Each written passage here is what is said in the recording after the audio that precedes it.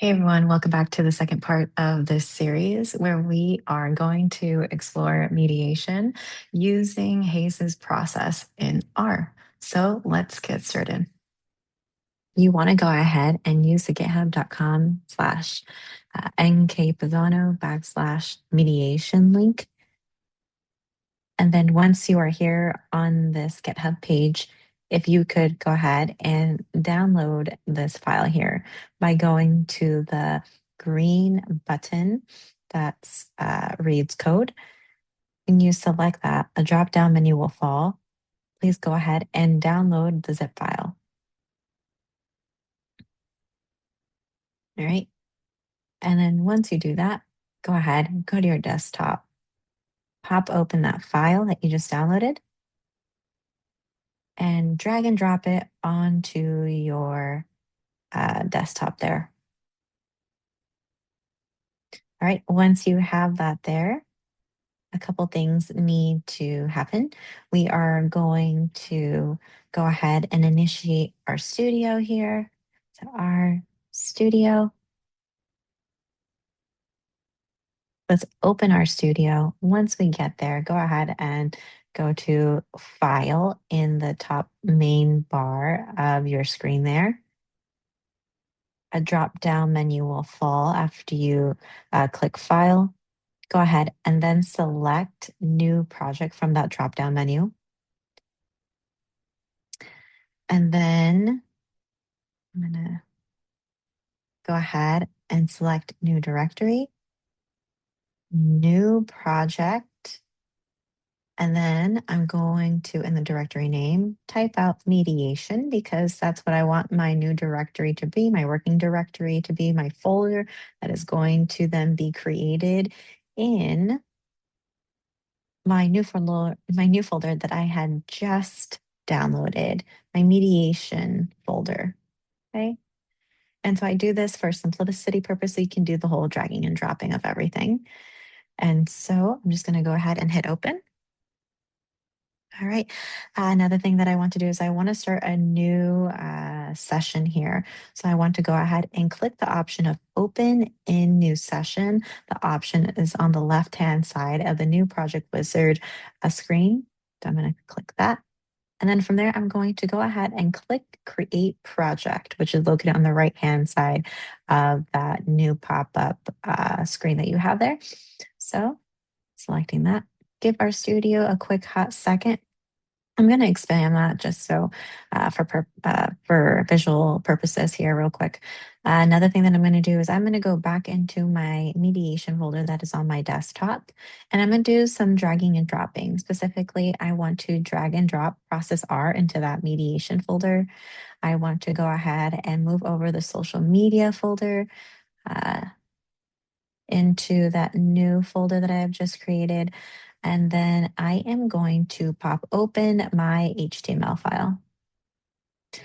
When I go ahead and I pop open that HTML file, I'm going to then see a new window pop up that is named Mediation. And then I'm just going to go ahead and do a split screen with my RStudio and my HTML. So however that you can do that, let me go ahead and get that started for us. All right, so now I have a split screen here with my HTML on one side and then my new R project on the other side. And then from there, I'm going to select RStudio and I'm going to create a new file by going to File in that main bar there. And then a drop down menu will fall once you select File, select New File, and then another drop down menu will fall. Go ahead and select R Markdown. So one more time, File, New File, R Markdown. And then I'm going to type out mediation. So in my working directory, which is named mediation from my R project, I'm going to then create another file within this folder called mediation. I'm going to be the author here. And I'm just going to make this Word so that way you all can have a Word document. And then I'm going to go ahead and select OK. Great. All right, so one more time, I have a split screen here. I'm just gonna move things around.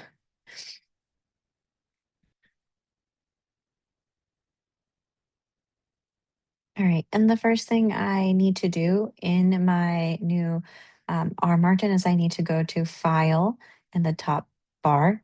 A drop down menu will fall. Go ahead and click Save As, and then save this new file as Mediation. Okay, and then I'm going to go ahead and uh, click Save, which is on the right hand side of that new pop up window. Okay. So one more time, we did a couple of things. We named a folder mediation. This is our working directory. This is our project. And then from there, when we created our new file, we also typed in mediation in the title box there when that new wizard window popped open. And then now we have to go ahead and actually name the RMD file something. And we named it also mediation. So one more time, we have a title, we have the file itself that's named mediation, and then we have our working directory or our folder that's named mediation. And then now I'm going to go ahead and delete everything all the way up to 31. So from 8 to 31. And now we have a clean mediation RMD file ready to go for us to use. All right. Sometimes I like to go ahead and select the knit on save button. This just makes everything easier for me. So whenever I'm saving, I'm also knitting. And by knitting, I mean creating an output. This output document is going to be a Word document because that's the option that I selected. All right, so let's continue on. So I am super excited to be here bringing you part two of this series that focuses on mediation. In this second part of the series, we'll be working with the same data. And our research question is now going to shift from a moderation context to a mediation context.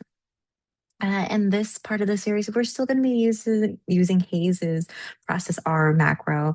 Along, I do actually provide you some base R code to go ahead and utilize to employ or to use a mediation model. And then we are still going to be using the same simulated data that was inspired by multiple social media studies and also by Dr. Nancy Collins's introduction to mediation analysis.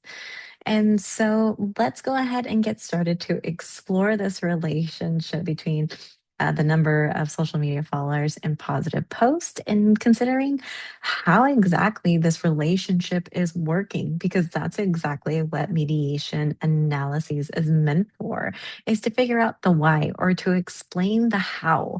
Like, how is this relationship existing right now? Like, through what other variables is this relationship actually functioning through? And so another way that we can think about mediation is that we are technically going to be evaluating multiple chains of relationships. In other words, we're going to be really trying to understand, like, how does X lead to changes in Y through changes of a mediator? Or another way to state this is we know that X may lead to changes in our mediator, which then leads to changes in our outcome. So, one more time, moving away from the moderator context to the mediation context. And so, our figures are even going to look different, and our research questions are going to look different. So, let's get a little bit more into these. And to put it back into the context of our social media study here, we're really trying to ask the question: does the number of social media followers influence the number of positive posts because of stress during social media use? And so before, we were really interested in how the influences with higher number of followers tend to exhibit higher number or higher levels of anxiety and stress due to repeated exposure to negative posts in their feeds, and really the cost of caring. So that's what previous research has shown us already. And so we're just trying to tail off of that.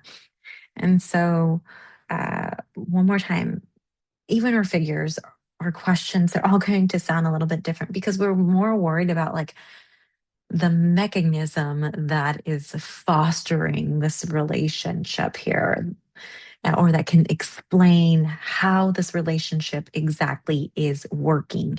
And so, what our kind of our figure looks like here is that we have an X variable. In this case, it's social media followers. And we want to know how that impacts our mediator, and that's stress after scrolling. And then how this then how the number of social media followers is working through this mediator here and then impacting the number of positive posts. Okay. And so literally, we are going to be getting estimates for every single one of these regression arrows here, hypothetically. Uh, and that being said, we're going to get an A, a B, a C, and a C prime. So you're going to hear these effects or these estimates referenced as A, B, C, and C prime. Through a series of separate OLS regression models. And I give you all of those models here in notation, but I really do enjoy breaking down this model into just figures, right? Where the relationship between the number of social media followers, our explanatory variable impacting our our y variable there, this relationship here itself is going to be known as the total effect, as the total effect. In this particular model here, we are not in the presence of the mediator. It's simply just the number of positive posts regressed on the number of social media followers.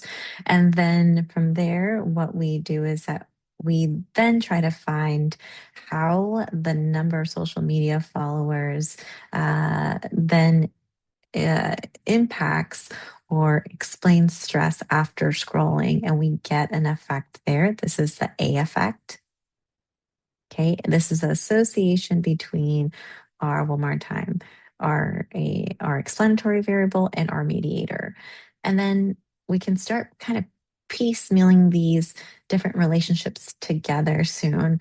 And so then we want to go ahead and look at and try to estimate the relationship between social media followers and positive posts in the presence of our mediator. Okay.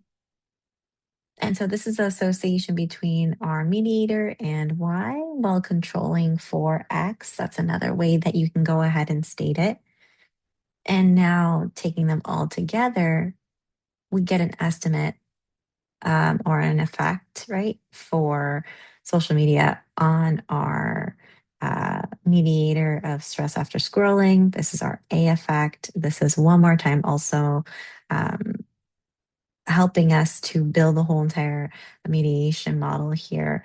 And then you get stress after scrolling, then also trying to explain positive posts. That is our B. That is our like our B effect. And then we get our C prime. And so our C prime is, one more time, our our explanatory variable trying to explain positive posts, but in the presence of a mediator, and this is also known as C prime. And so the C prime here, this can also be kind of termed as our direct effect, our direct effect. So a lot of times you will see folks in uh, in figures have A, B, and C, depending how big their mediation model. This is a simple mediation model, but you'll see A and B effects, and then you'll also see C, and then C prime. And so what I want you all to know is that if we actually um, take the product of the A and the B effect here, and we multiply them, we get something that is called The indirect effect. The indirect effect. And this is what we're truly worried about or sometimes super concerned about is this indirect effect. How is X impacting Y through the mediator? This is called the indirect effect. And so we want this indirect effect to be significant. And technically, the mediator is being controlled in that indirect effect, right? Because it's being explained by X, and then whatever is left over in our mediator is then trying to explain whatever variance is there also in Y. Okay.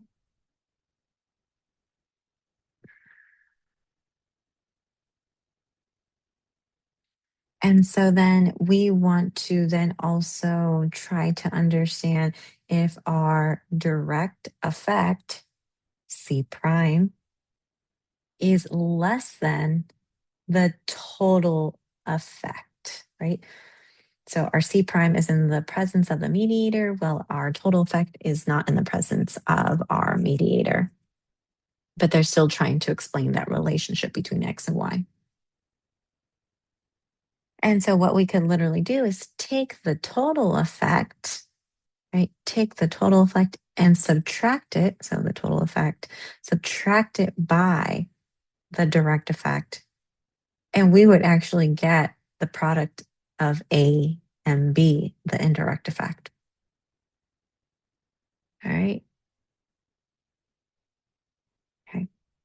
Now, I do want to start discussing bootstrap confidence intervals because they're going to play a large part in trying to figure out if our relationship here, if our indirect effect is actually significant. Because one more time, that's what we want to be significant. If it's actually significant, then we need to build some sort of confidence intervals around that to make sense of whether it's significant or not.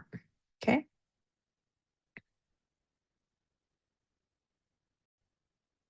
All right. So let's talk a little bit more about these bootstrap confidence intervals that we are going to be constructing.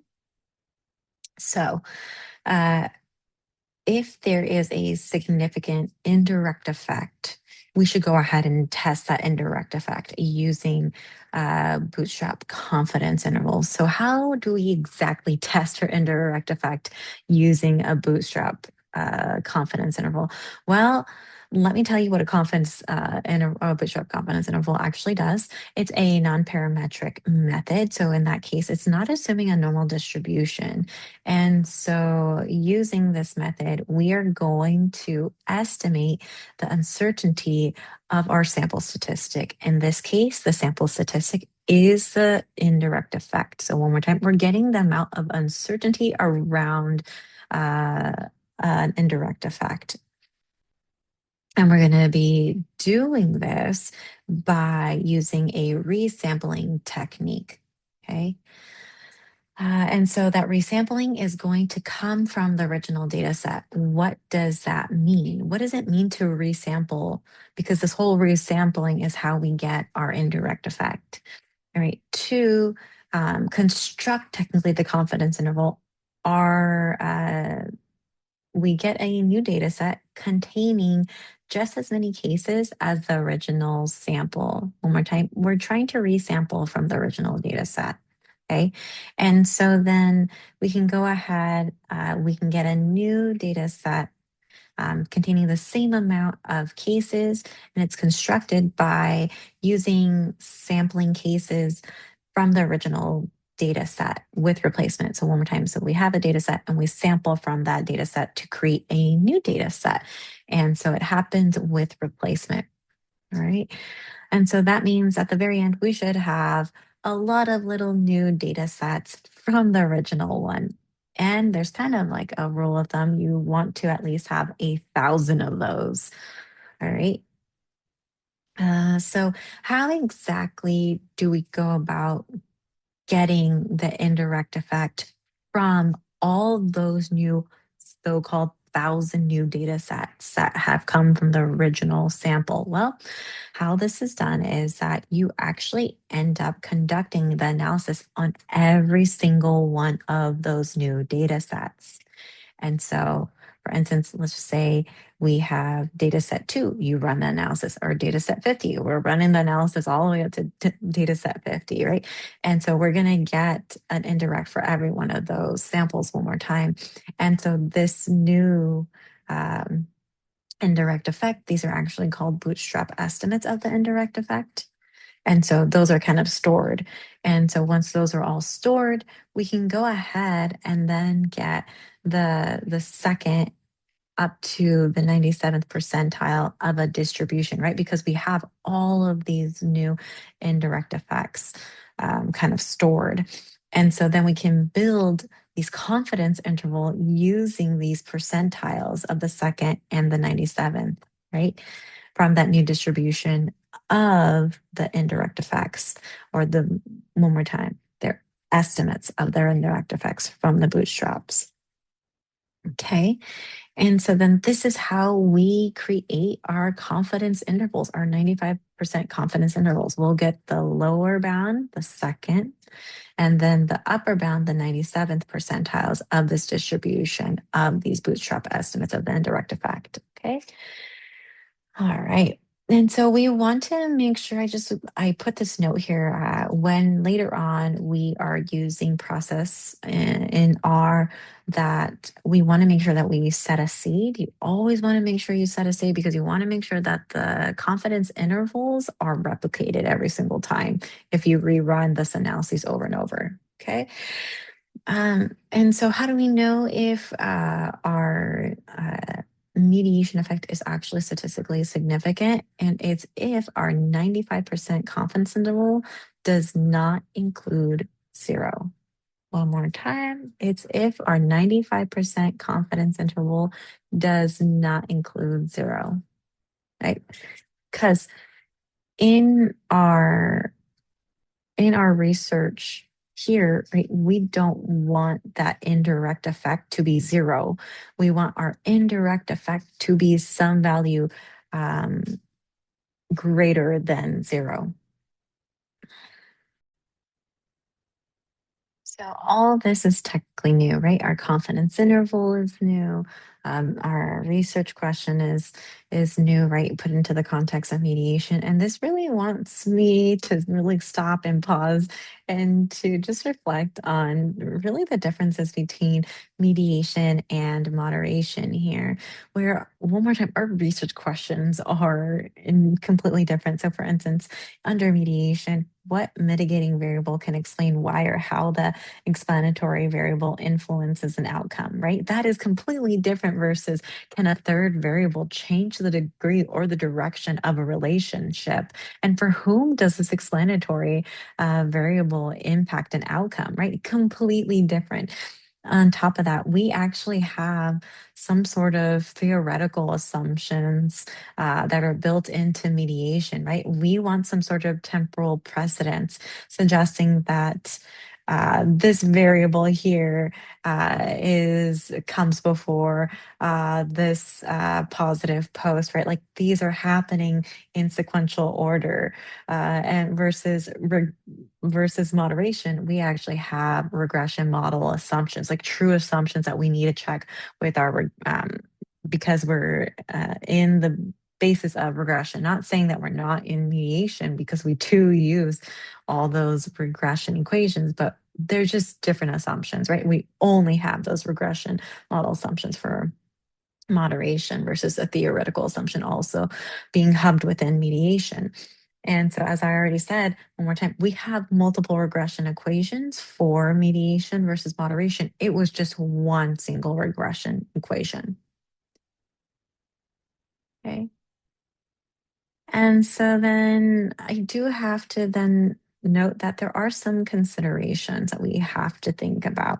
And that goes kind of back to this whole theoretical assumption portion.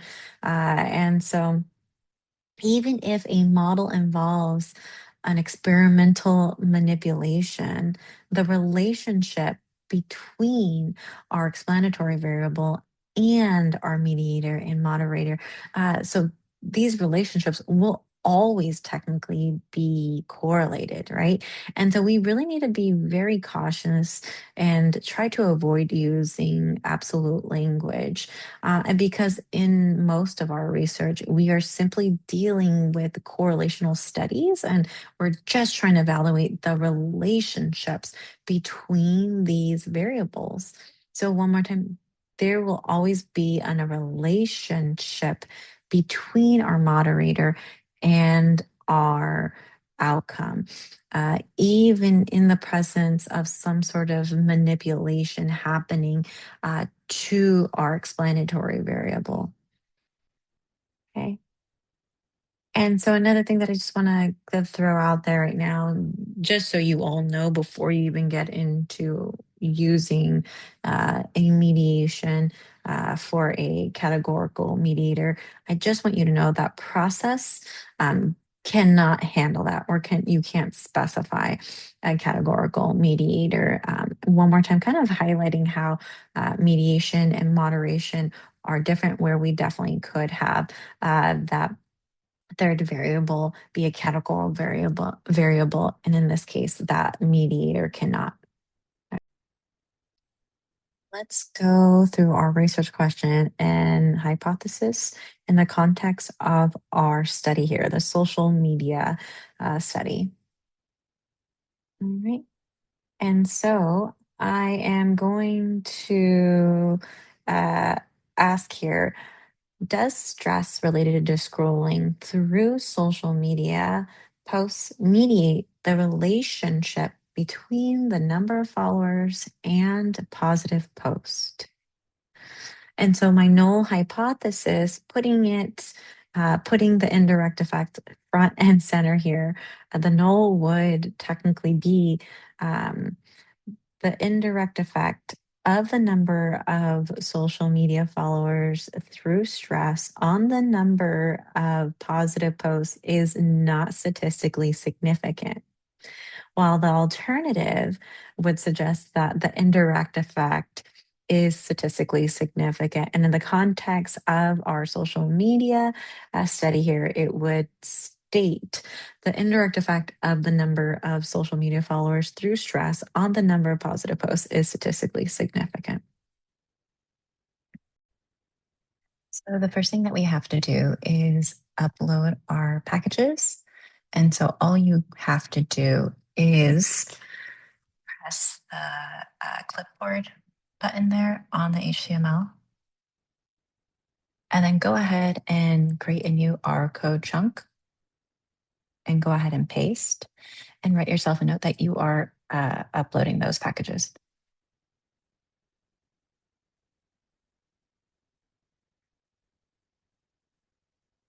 All right, and go ahead and run that in your RMD file. Okay, and then from there, if you all could, then call in the data that we went ahead and that we transferred over at the beginning of the video. So go ahead and initiate another R code chunk in the RMD file. And so just to get our muscle memory going here, we're going to type out read underscore dot CSV, and you'll see that a drop-down menu will fall, and then go ahead and select read underscore dot CSV. In those parentheses, add a quotation of social media and then .csv. And so you want to go ahead and assign this to an object in your environment here. And so go ahead and give this a name. And in this case, I typed out SM for social media and then DF for data frame. And then I'm going to go ahead and call this in. Right. And so we can then take a look at the data if we wanted to. One more time, we have a column of IDs as subnum. We have the number of followers each of our participants have here. We have what type of account they had, whether it was a TikTok account versus a non-TikTok account, and then their cortisol levels. as a measure of stress after scrolling through social media posts and the number of positive posts. So as you can see that there's some sort of sequentiality here. We first know the number of followers, followed by the cortisol levels that were experienced or reported followers, then by measuring of stress cortisol levels after scrolling through post for that day, and then the number of positive posts that were posted after. Okay. And so then after we call in the data, make sure to write yourself a note. Okay. And so then from there, why don't we go ahead and use that skim package that we use, or the skim function that we used the last time. So go ahead and initiate another R code chunk. And so then go ahead and type out the function skim. And then go ahead, you can hit return. And then we're going to type out the name of the data frame, SM underscore DF. And it will automatically generate because it's in our global environment. All right. And so I'm just going to type out a note here. We are using the skim function to get a descriptive statistics, or to get descriptive statistics rather. All right, and we can go ahead and run this by hitting Command and then return, or Command Enter right after that line. All right, and then you're gonna generate a table there. We have already seen this in my last video on mediation. And so I've gone over this before. We have, I wouldn't exactly evaluate the first row of information given the data summary here. I would go ahead and review how much missingness I have for followers, for cortisol, and for positive posts, because that's what my question is all about here. And we can take a look at the mean, we can take a look at the cortisol levels, and then we can also look at the number of average positive posts there, along with the standard deviation, and then the percentiles, and a really cool little histogram display. All right. Previously, I used process macro, and so I'm going to use process macro. And the reason why we're going to use process macro is because this is the so-called source that is going to give us our confidence intervals here, our bootstrap confidence intervals for our mediation. And I really love the way that they display this. So let's go ahead and get through this. And then I will show you how to interpret and to use this file. So the first thing that you have to do is that you have to pull in process, the macro. And then so what you need to do is initiate that R code chunk, and then go ahead and use source, or type out source that is in base R, saying that we're pulling in a source, so that we're going to be using a file here. And then it's going to be, I believe it's process.R, if I'm not mistaken. Let me make sure that that is the case real quick.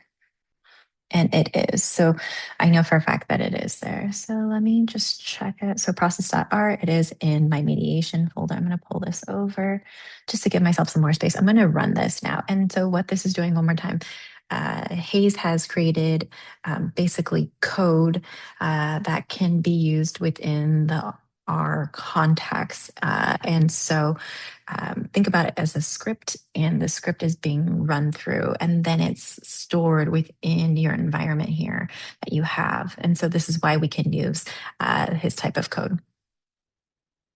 All right, and so I'm just going to collapse this final message here, and you should always cite that you have went ahead and you use process developed by Andrew Hayes.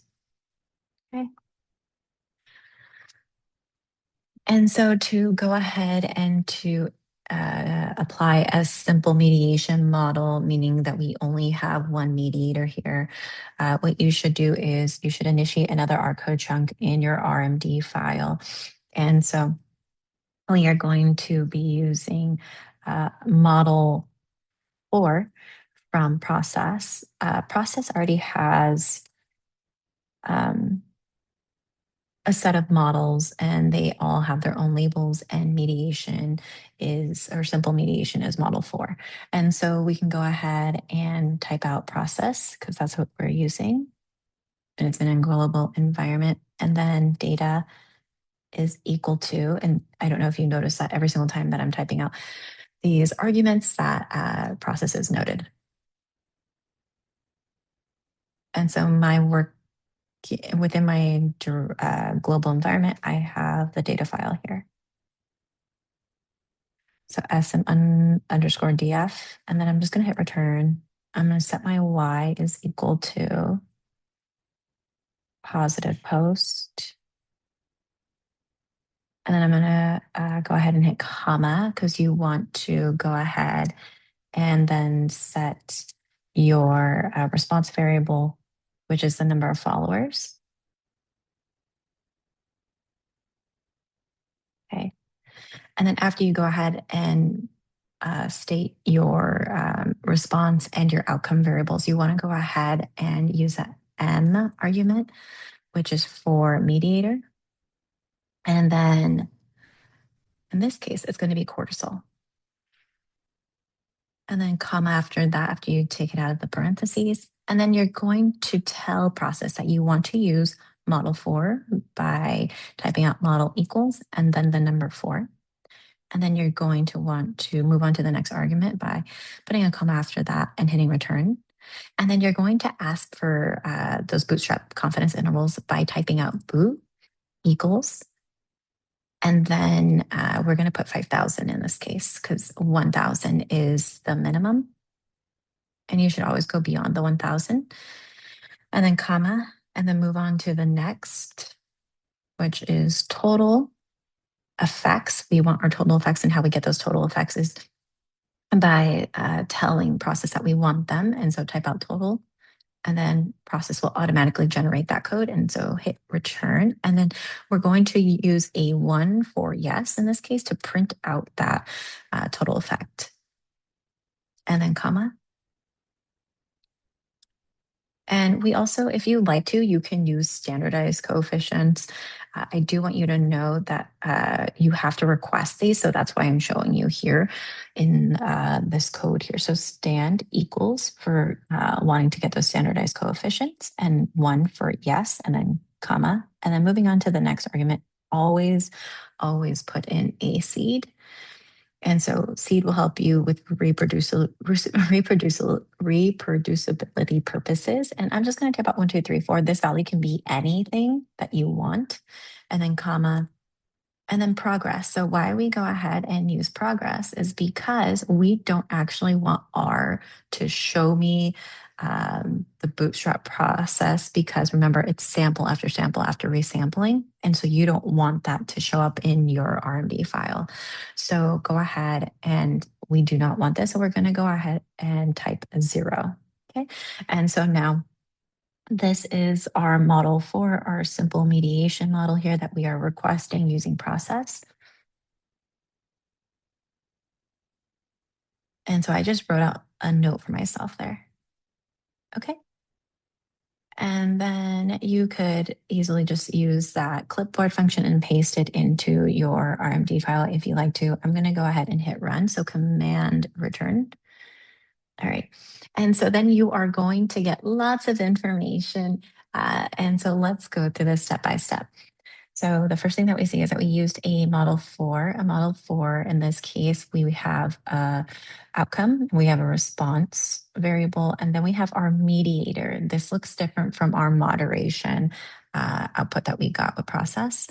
Another thing that we have is that we have our sample size there, and we have noted that we have built in a custom seed. And one more time, we do this for reproducibility purposes. That way, whenever we go ahead and we implement our bootstrap confidence intervals, when it comes down to resampling, we have replicated findings here, or replicated samples. All right. And so, one of the things that I do want to note here is that cortisol is our mediator, as stated up above, and it is technically an outcome variable to remind you that it is technically being explained by followers, right? And then that is our coefficient. And so, this technically is I want to show you here, is our A coefficient. Okay. Let me scroll back down. I apologize. And then if we move on, we want to know um, our positive post here and how it's being explained by the number of followers and also by cortisol. And so in the figures up above, right, we have B and we have C.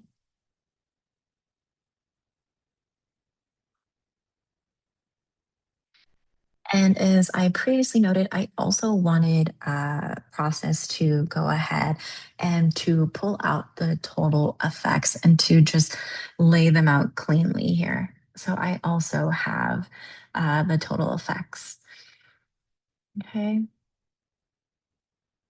All right. And so we can see that this total effect is actually replicated down below, also underneath the total direct and indirect effects down below. All right. And so let's kind of piecemeal this all together. So, one more time, we can get our A coefficient from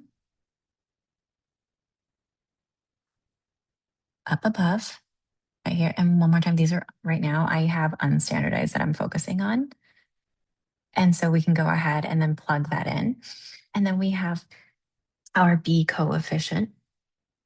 Our B coefficient, and trying to explain the number of positive posts from that mediator there. And so that is right here. That's where I got that value under positive post outcome variable, cortisol related to positive post.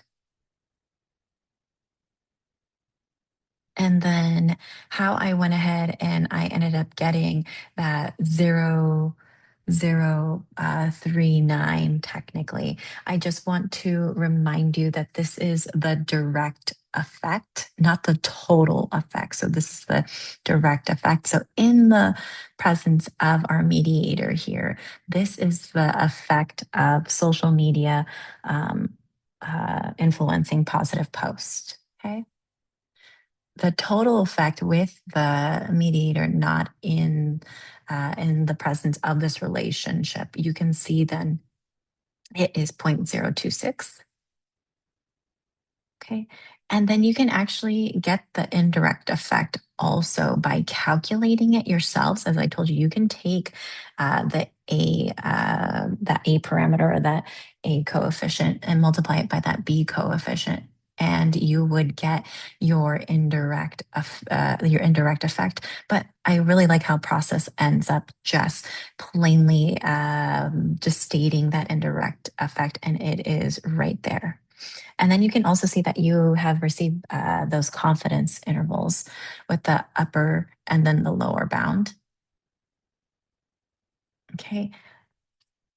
And so that's where all of these values have come from. So A, B, C prime, C, and then that indirect effect multiplying that A times B, you can find under the indirect effects of X on Y, you have that effect as 0.0224 and your bootstraps confidence intervals.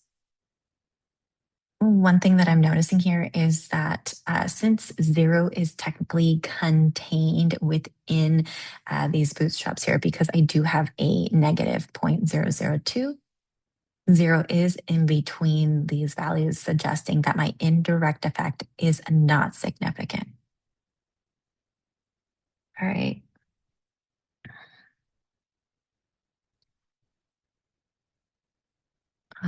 And then I I noticed a couple things that I didn't add here that I really wish I would have are putting whether these coefficients, the A and B coefficients, were significant. And so you typically want these to be significant.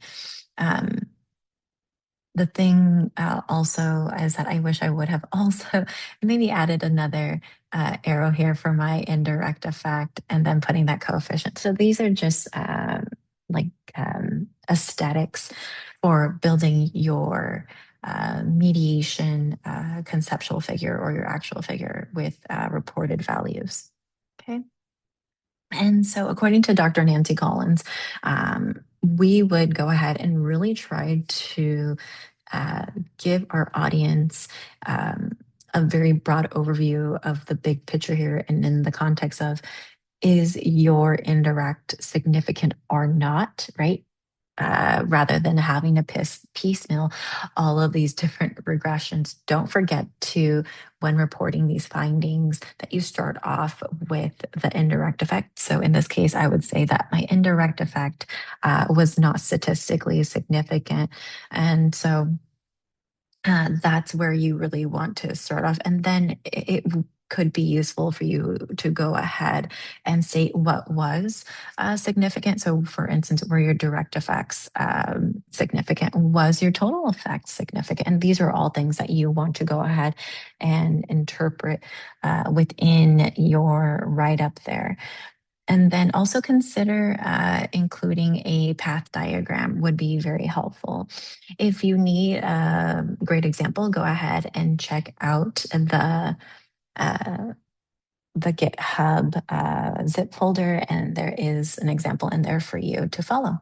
I have also provided you with extra code, and I really appreciate Dr. Nancy Collins going through this and providing this. And the reason why, it's because it goes step by step through each regression equation that technically is used within the mediation context. However, we don't technically follow this method anymore of implementing equation by equation. This is also known as the Barron and Kenny method, which is how I actually was taught mediation. And it's wild that everything has changed so fast. And so I just give you extra code if you want to go ahead and implement those steps. But one more time, not necessary, but I think it's useful to see the equations and the estimates and to make sense of your findings. Okay. Thanks everyone for watching this video on mediation and how you can go ahead and implement it in R using process macro. All right, I will see you all soon.